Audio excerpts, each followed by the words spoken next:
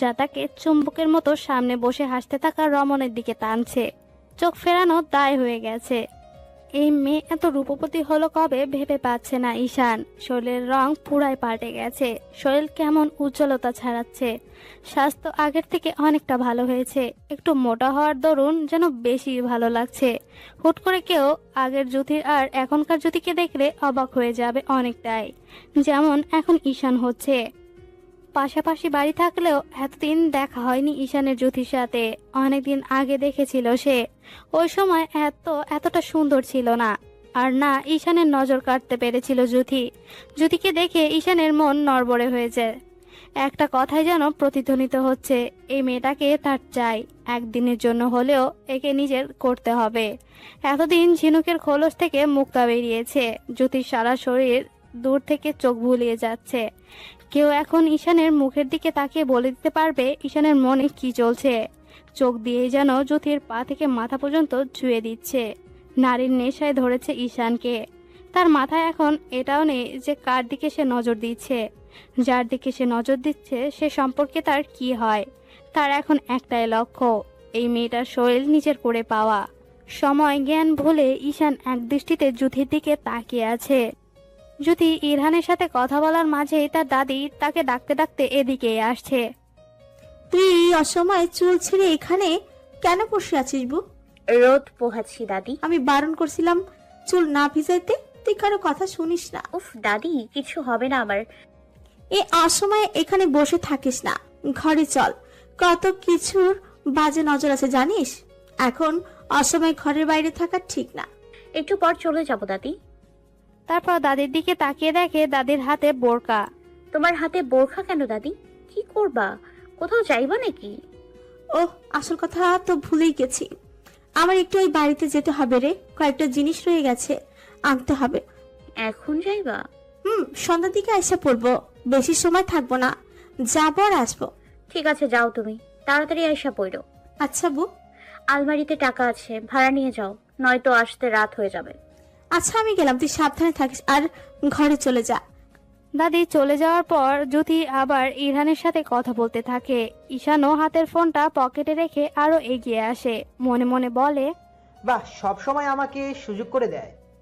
এদিকে এই বুড়ি চলে গেছে, অন্যদিকে ঈশানের বাড়িতেও কেউ নেই। মনে মনে পৈশাসিক আনন্দ পাচ্ছে ঈশান। জ্যোতির এখনো বেশ শীত করছে, কিছুটা কাঁপছে। ইরহান দেখে বলে, শীত করছে? হুম। যাও ঘরে যাও, এখানে আর থাকতে হবে না। আমার কম্বল লাগবে। আচ্ছা, এখান থেকে কেউ গেলে পাঠিয়ে দেওয়ার চেষ্টা করব। মনে হয় না তো এখন কেউ যাবে। পরে যেতে যেতে শীতই চলে যাবে। এক কাজ করো, আমি টাকা পাঠাই, একটা কিনে নাও। আমার কম্বল লাগবে। না না, আমার বিদেশি কম্বল লাগবে, মানে সৌদি আরবের কম্বল। এটা কোনো কথা? কম্বলের মাঝে কি পার্থক্য? আপনি বোঝেন না আমি কিসের কথা বলছি? আমার বাবুর আব্বুকে লাগবে আমার। বলেই ঠোঁট উল্টায়। ইরহান সরু দৃষ্টিতে কিছু সময় জ্যোতির দিকে তাকিয়ে রয়, তারপর বলে, খুব দুষ্ট হয়েছ না? যাও, কিছু সময় পরে আজান দিয়ে দিবে। এই সময় এমনভাবে থাকাটা সত্যিই ঠিক না। দাদি ঠিকই বলেছে। সাবধানে ঘরে যাও, ঘর থেকে আর বের হইও না। আমি এখন রাখি, কাজ করতে হবে জ্যোতি রানী, সন্ধ্যার পরে আবার কল দিব। আচ্ছা তাহলে আপনি চিন্তা করবেন না, আমি এক্ষুনি ঘরে চলে যাচ্ছি। ইরহান কল কাটলে জ্যোতি উঠে দাঁড়ায় ঘরে যাওয়ার জন্য। এত সময় কথার খেয়ালে থাকলেও এখন মনে হচ্ছে কেউ আশেপাশে আছে। জ্যোতির দিকে তাকিয়ে আছে। জ্যোতি চারপাশে চোখ বোলায়। ঈশান আগে আম গাছের আড়ালে চলে গেছে। এইখানে কিছু করা যাবে না। পুকুর পাড়ের ওই পাশে লোকজন রয়েছে। যদি কাউকে দেখতে না পেয়ে মনে মনে একটু ভয় পায়। এইটা ভেবে কোনো অশরীরী না তো, অন্য সময় হলে ভয় পেতে না। এখন তো সে আর একা না, তার ভিতরে ছোট্ট একটা প্রাণের অস্তিত্ব রয়েছে। হাতটা আপনা আপনি পেটে চলে যায়। ঘরের দিকে পা বাড়াতে বাড়াতে বলে, ধুর, আমার এখানে আসাই ঠিক হয়নি। তারপর মনে মনে নানান দোয়া দুরুদ পড়তে পড়তে বড় বড় পা ফেলে এগিয়ে যায়। ঈশানও জ্যোতির পিছনে পিছনে যেতে থাকে। জ্যোতি ঘরের সামনে এসে পিছনে ঘুরবে তার আগেই তার মুখ কেউ চেপে ধরে। জ্যোতি মুখের থেকে হাত সরানোর জন্য জোরাজোরি করতে গিয়ে হাত থেকে মোবাইলটা পড়ে যায়। এখনো বুঝতে পারছে না কে তাকে এমন ভাবে ধরেছে। অনেক চেষ্টা করেও কিছুতে ছুটতে পারছে না। জ্যোতি হাত পা ছোড়াছুড়ি বাড়িয়ে দেয় আর মুখ দিয়ে করতে থাকে। এতে করে ঈশান বিরক্ত হয়ে জ্যোতির কাঁধে আঘাত করে। সামান্য টেকনিক জানা আছে, কাঁধের আঘাতে জ্যোতি অজ্ঞান হয়ে যায়, পিছনের দিকে ঢলে ঈশানের উপরই পড়ে। ঈশান জ্যোতিকে ধরে কোলে তুলে নেয়, তারপর নিজেদের বাড়িতে দিকে যেতে থাকে। জ্যোতির শরীর থেকে একটা গন্ধ আসছে। ঈশান নাক দিয়ে টেনে নেওয়ার চেষ্টা করে বলে, ফুলের কি সুবাস, মধু নিশ্চয় আরো মজাদার হবে। পিছনে জ্যোতির ফোন নিচে পড়ে আছে। জ্যোতিকে ঈশান নিজের ঘরে এনে শুয়ে দেয়, তারপর রুমের ভিতর দড়ি খুঁজতে থাকে। এই মেয়ের সাথে নয়তো কিছুই সামলানো যাবে না। এদিক ওইদিক দড়ি খুঁজেও যখন পেল না, তখন আলমারি থেকে দিনার একটা ওড়না বের করে, একটা দিয়ে পা বাঁধে, তারপর বাইরে গিয়ে আরেকটা দড়ি আনে, দড়ি দিয়ে হাত বাঁধে। কিছু সময় অপেক্ষা করার পরও যখন জ্ঞান ফিরে না জ্যোতির, আর অপেক্ষা করে না ঈশান। এই মেয়ের নিজে থেকে জ্ঞান ফেরার অপেক্ষায় থাকলে সব পরিকল্পনা ভেসে যাবে, আমও যাবে, ছালাও যাবে। এই বুড়ি আবার এসে পড়বে। ঈশান তাড়াতাড়ি গিয়ে টেবিলের ওপর থেকে জগ হাতে নেয় পানি নেওয়ার জন্য, কিন্তু জগটা হাতে নিয়ে মেজাজটাই খারাপ হয়ে যায়। এক ফোঁটা পানিও নেই জগে। দিনা বাপের বাড়ি যাওয়ার আগে হয়তো রেখে যায়নি, এটা ভেবে হয়তো ঈশান বাড়িতেই আসবে না। মনে মনে দিনাকে একটা বাজে গালি দেয় ঈশান, তারপর রুম থেকে তাড়াতাড়ি বের হয়ে যায় পানি আনার জন্য। পানি নিয়ে ঈশান দ্রুতই ফিরে আসে, জগের ঢাকনা খুলে জ্যোতির মুখে পানি ছিটা দিতে থাকে। নিজের মুখে পানির অস্তিত্বে জ্যোতির জ্ঞান আস্তে আস্তে ফিরতে থাকে। চোখ পিট পিট করে তাকায়, ঠাড় করতে পারে না এখনো কোথায় আছে সে। শরীরটা কেমন যেন লাগছে, হাত পায়ে শক্তি পাচ্ছে না। এদিক ওদিক তাকিয়ে বোঝার চেষ্টা করে কোথায় সে। রুমটা তার কাছে অপরিচিত, আগে কখনোই আসেনি। তারপর সামনে চোখ যেতে ঈশানকে দেখতে পায়। হুট করে সব মনে পড়ে যায়। ঈশান একটু দূরে দাঁড়িয়ে জ্যোতির দিকে তাকিয়ে মিটমিট করে হাসছে, হাতে পানির জগ। জ্যোতি উঠে বসার চেষ্টা করে হাত পায়ে বাধা পায়। হাত পায়ের দিকে তাকিয়ে দেখে ওড়না আর দড়ি দিয়ে বাঁধা। ঈশান, তুই আমাকে এখানে জোর করে নিয়ে এসছিস? জি ভাবিজান, আমি ছাড়া এই ভালো কাজ কে করবে? তুই আমার হাত পায়ের বাঁধন খোল আগে, তোর ভালো কাজের নমুনা আমি দেখাচ্ছি। কি তেজ, একদম বুকে গিয়ে লাগে। এরকম তেজি মানুষকে বশ করার মজাই আলাদা। তুই কি করতে চাইছিস? আমাকে এখানে ধরে এনেছিস কেন? সবকিছু কেড়ে নিয়েছিস, আবার কি চাই? ভাবির ভালোবাসা আর আদর। ঈশানের কথায় জ্যোতি থমকে যায়। এটা কি বলছে? খাপা খাপা গলায় জ্যোতি বলে, সহজ, আরো সহজ করে বলি। আজকে আমার জোর করতে একদম ইচ্ছে করছে না, তাই আপোষে আসি। দেখো, ইরহান এখন বাড়িতে নেই, তোমার তো কিছু চাওয়া পাওয়া আছে নাকি?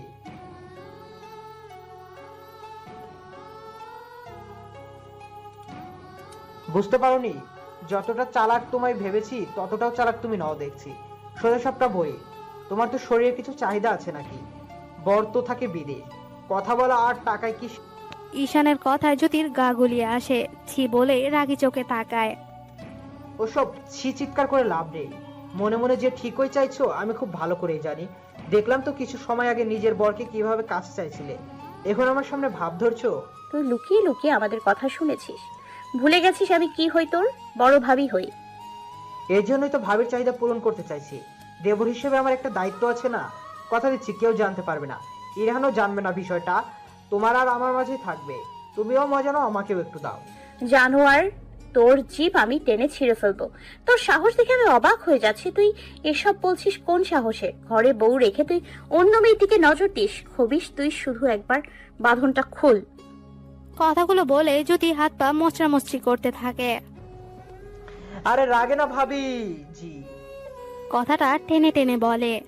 আরে ঘরে বউ থাকলে কি হবে? একটা কথা জানো না, পরের ঘরে পিঠা খাইতে লাগে মিঠা। ঈশান, ভালোই ভালোই বলছি, আমায় যেতে দে, নয়তো তোর কি হাল করবো তুই ভাবতেও পারবি না। চিৎকার করে এখন লোক জড়ো করে গ্রামের লোকেদের হাতে তোকে গণধোলাই খাওয়াবো আমি। জ্যোতির কথা শুনে ঈশান হো হো করে উচ্চস্বরে হেসে ওঠে, যেমন জ্যোতি কোনো মজার কৌতুক বলেছে। এই যা কর চিৎকার, ডাক লোকদের, তাতে আমার কি হবে? যা হওয়ার তোর হবে, বদনাম হবে তোর, গ্রামের লোকে মুখে চুনকালি কালি লাগাবে তোর। জ্যোতি ভাবনায় পড়ে যায়। গ্রামের লোক আস্তে আস্তে তোর বাঁধন খুলে দেবো। তারপর যখন জানতে চাইবে তুই এখানে কেন, তখন বলবো তোর শরীরের চাহিদা মেটাতে এসেছি। আমি রাজি না হয় আমাকে অপবাদ দিতে এসেছি। সবাই তাই বিশ্বাস করবে কেন জানি? কারণ তোর বর বিদেশ, আর এসব ঘটনা অহরহ ঘটে চলছে। ঈশানের প্রতিটি কথায় রাগে গা জ্বলছে জ্যোতির। আসলে কি গ্রামের লোক জ্যোতিকে দোষারোপ করবে? কিছু ভাবতে পারছে না, চিন্তায় মাথা ফেটে যাচ্ছে। জ্যোতি যদি জানতো ঈশানের ওপর গ্রামের লোক আগে থেকেই ক্ষেপে আছে, একটা সুযোগ পেলেই চলে, কিন্তু জ্যোতি এসবের কিছু জানে না। চারদিকে অন্ধকার হয়ে গেছে অনেক আগেই। ইরহান কাজে একটু বিরতি পেয়ে জ্যোতিকে কল লাগায়। মেয়েটার সাথে কথা না বললে শান্তি পায় না। সারাদিন কথা বললেও মনে হয় তৃপ্তি মেটে না। এই যে কিছু সময় আগে মাত্র কথা বললো, তবুও এখনই কেমন ছটফট করছে মনটা কথা বলার জন্য। কল দিয়ে কানে ধরতেই শুনতে পায় অপর পাশ থেকে একটা মহিলা কণ্ঠে বলে উঠছে, মোবাইল বন্ধ আছে। মোবাইল বন্ধ শুনে ইরহানের কপালে ভাঁজ পড়ে। মোবাইল বন্ধ কেন থাকবে? দুপুরে ঘুমার সময় তো ফুল চার্জ দিয়েছে। যদি কি ফোন বন্ধ করে রেখেছে? এটা কি করে সম্ভব? মোবাইল বন্ধ কেন করে রাখবে? আরো কয়েকবার কল লাগায়, কিন্তু বন্ধই বলছে। এবার ইরহানের ভিতর ভয় আর টেনশন ঢুকে যায়। মেয়েটা বাড়িতে একা আছে, কিছু হলো না তো আবার? যদি কিছু হয়েছে ভাবতে গেলেই কলেজা মোচড় দিয়ে ওঠে। ভিতরে এসে অস্থিরতা ভর করে। কিছু সময় পায়চারি করার পর দাদির কথা মাথায় আসে। দাদির তো এতক্ষণে চলে যাওয়ার কথা। দাদির ফোনে কল দিতে থাকে, রিং হচ্ছে কিন্তু রিসিভ করছে না। একের পর এক কল দিতে থাকে আর বলতে থাকে, দাদি কলটা ধরো। জ্যোতির দাদি যখন রিক্সাতে নিজের কোমরে গুজে রাখা ব্যাগটা বের করতে থাকে ফোনটা দেওয়ার জন্য, ফোন হাতে নিয়ে কল রিসিভ করতে ইরহান তড়িঘড়ি করে বলে ওঠে, দাদি ফোন কেন ধরছিলে না? সব ঠিক আছে? জ্যোতি ঠিক আছে? না জামাই, আমি তো রিস্কাতে বাড়ি যাচ্ছি। তুমি এখনো বাড়ি যাও নাই দাদি? এই তো যাইতেছি, একটু দেরি হয়ে গেছে। দাদি তাড়াতাড়ি বাড়ি যাও তুমি। জ্যোতির ফোন বন্ধ, আমার টেনশন হচ্ছে দাদি। দোহাই লাগে তাড়াতাড়ি দিও। জ্যোতির ফোন বন্ধ? কিন্তু ফোন বন্ধ কেন? আমি কিছু বুঝতে পারছি না। ইরহানের অস্থিরতা দেখে উনিও চিন্তায় পড়ে যান। রিক্সা চালককে তাড়াতাড়ি যাওয়ার কথা বলে। ইরহানকে বলে, তুমি টেনশন করো না, হয়তো ফোনে চার্জ নাই, নয়তো ফোনে কোনো সমস্যা হয়েছে হয়তো। তাই যেন হয় দাদি, আল্লাহ যেন আমার জ্যোতি রানীকে সুস্থ রাখে। তুমি গিয়ে আমাকে জানাও। অন্যদিকে তাসলিমা বানু ঈশানকে একের পর এক ফোন দিয়ে চলেছে।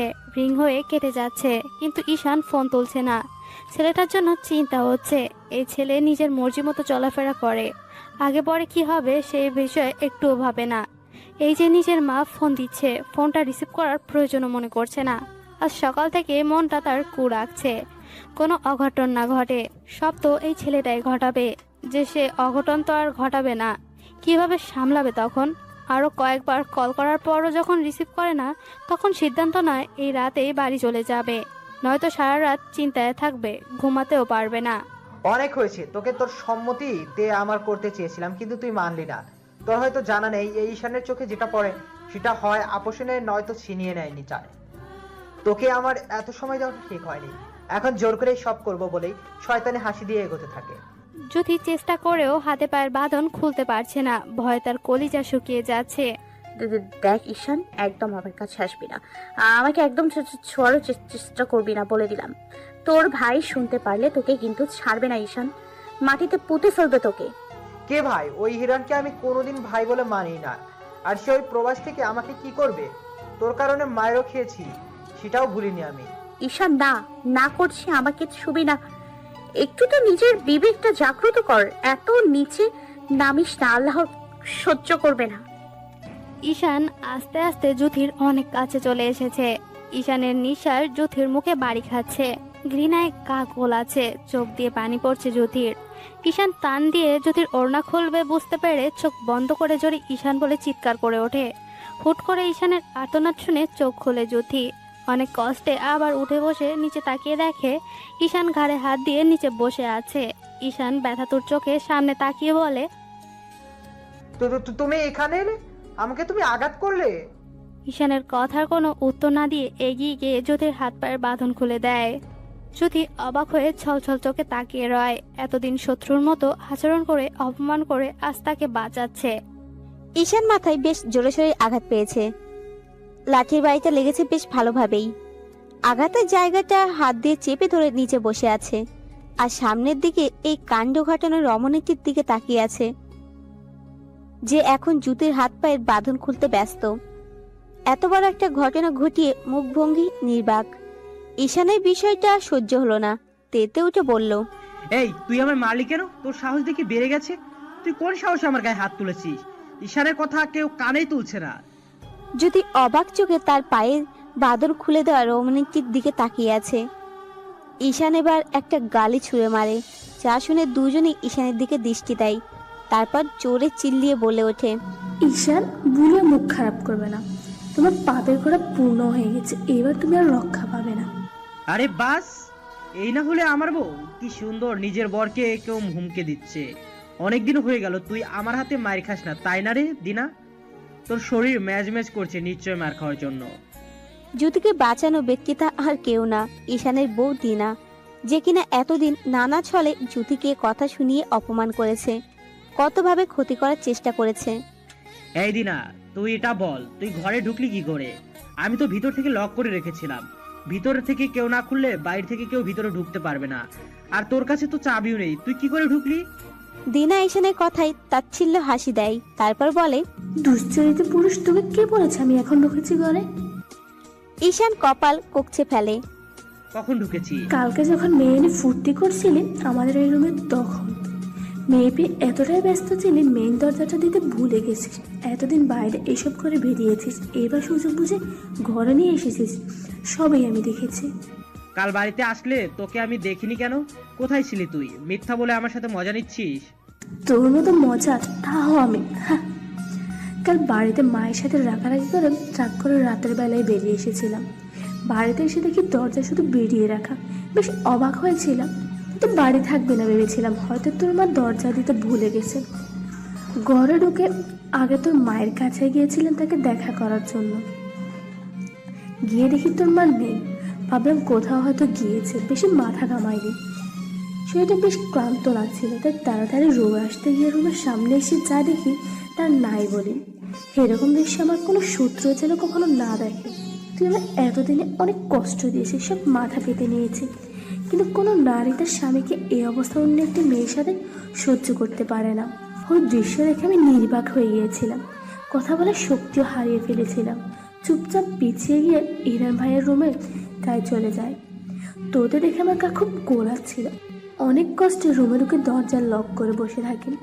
পুরো শরীর জ্বালা করছিল। কাল থেকে আজ সন্ধ্যা পর্যন্ত আমি ওই রুমেই ছিলাম। এইখানে নীরব দর্শকের ভূমিকা পালন করছে। কি করবে বা বলবে জ্যোতি বুঝতে পারছে না। এই প্রথম জ্যোতি কথা খুঁজে পাচ্ছে না বলার জন্য। এখন কিছু বলা ঠিক হবে না বলে জ্যোতি মনে হচ্ছে। এইদিকে জ্যোতির দাদি গেটের সামনে এসে রিক্সা থেকে তাড়াতাড়ি নামে, তারপর ভাড়া মিটিয়ে প্রায় দৌড়ে ভিতরে ঢোকে। চারিদিকে অন্ধকার, ছোট মোবাইলের আলো দিয়ে এগিয়ে যায়। ঘরের সামনে গিয়ে অবাক হয় এইটা ভেবে এখনো ঘরে আলো জ্বালেনি। ঘরে আলো জ্বালালে টিনের ফাঁকা দিয়ে আলো এসে বাইরে পড়ে। দরজার সামনে এগিয়ে যেতে কিছু একটা পায়ের নিচে পড়ে। মোবাইলের লাইট দিয়ে নিচে তাক করতে দেখতে পায় জ্যোতির ফোনটা। নিচে বসে তাড়াতাড়ি করে তুলে নেয়। ভাগ্যিস জোরে পাড়া লাগেনি। কিন্তু জ্যোতির মোবাইল এইখানে এভাবে পড়ে আছে কেন? ভিতরে এবার ভয় ঢুকে যায়। তাড়াতাড়ি দরজা খুলে ঘরে ঢুকে বাতি জ্বালাতে জ্বালাতে জ্যোতিকে ডাকে। কোনো সারা শব্দ নেই। চারিদিকে চোখ বুলিয়ে দেখে ঘরের কোথাও নেই জ্যোতি। কোথায় চলে গেল মেয়েটা? জ্যোতির মোবাইল চালু করতে গিয়ে বুঝতে পারে বন্ধ হয়ে আছে। অন্যদিকে ইরহান একের পর এক জ্যোতির ফোনে আর দাদির ফোনে কল দিয়ে চলেছে। জ্যোতির ফোন বন্ধ, দাদি কল ধরছে না। টেনশনে মাথা ফেটে যাচ্ছে ইরহানের। আল্লাহকে ডাকছে শুধু মনে মনে, একটাই প্রার্থনা, তার জ্যোতি রানী যেন ঠিক থাকে, সহি সালামত থাকে, কিছু যেন না হয়। ইরহানের খুব ভয় হচ্ছে। ইচ্ছে করতেছে এক ছুটে দেশে চলে যেতে। দাদির অবস্থা খারাপ, জ্যোতিকে দেখতে না পেয়ে। বাইরে গিয়ে গোসলখানা টয়লেট সব চেক করে কোথাও নেই। কই গেল মেয়েটা? আস্তে করে ডাকতে থাকে। কোথায় খুঁজবে এখন কিছুই বুঝতে পারছে না। মেয়েটার চিন্তায় ঘাম ছুটে গেছে রীতিমতো। পরক্ষণে পুকুর পাড়ের কথা মাথায় আসতেই দৌড়ে পুকুর পাড়ে যায়। এ বয়সে এসে দৌড়াদৌড়ি করা যায়, তাও করছে নাতিটাকে খুঁজতে বের করতে হবে। তোকে আমি ছাড়বো না দিনা, তোকে আমি তালাক দিব। এখন তুই সামনে থেকে যা, তোকে আমি পরে দেখে নিচ্ছি। এখন আমার কাজে একদম বাধা দিবি না। তালাক দেওয়ার জন্য আগে তো বেঁচে থাক। তুই কি ভেবেছিস আমি ওই রুমে বসে সারাক্ষণ বসে শোক পালন করেছি? মোটেও না। তোকে কিভাবে শেষ করবো সেই উপায় খুঁজেছি। হ্যালো বন্ধুরা, পরবর্তী পার্ট খুব তাড়াতাড়ি আসবে, তো সবাই অপেক্ষায় থাকো।